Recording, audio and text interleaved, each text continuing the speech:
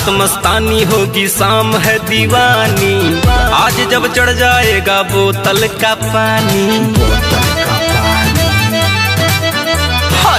रात मस्तानी होगी शाम है दीवानी, आज जब चढ़ जाएगा बोतल का पानी।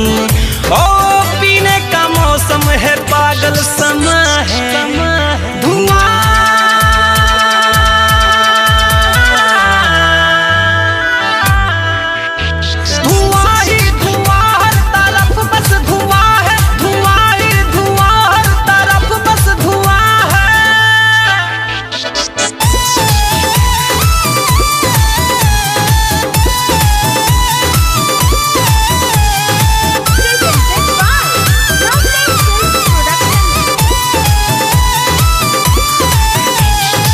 पीने के बाद यारो लगता है ऐसे, बोतल भी नाचे हीरोइन के जैसे।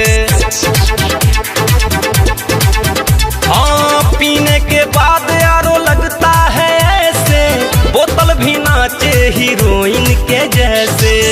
ओ मैं हूँ नशे में या मुझ में नशा है धुआं।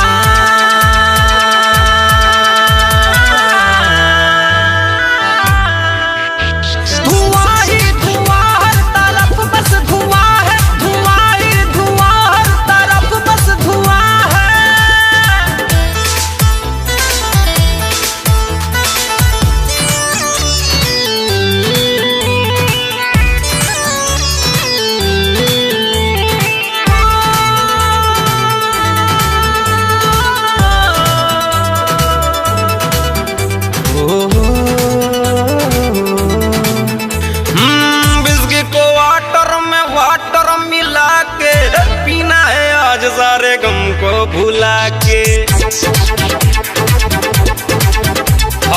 बिस्किट को वाटर में वाटर मिला के, पीना है आज सारे गम को भुला के।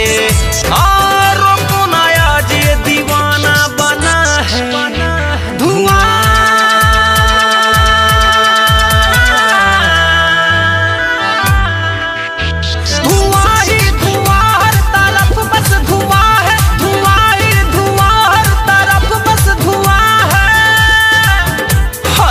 रात मस्तानी होगी शाम है दीवानी, आज जब चढ़ जाएगा बोतल का पानी। ओ पीने का मौसम है पागल समा है धुआं।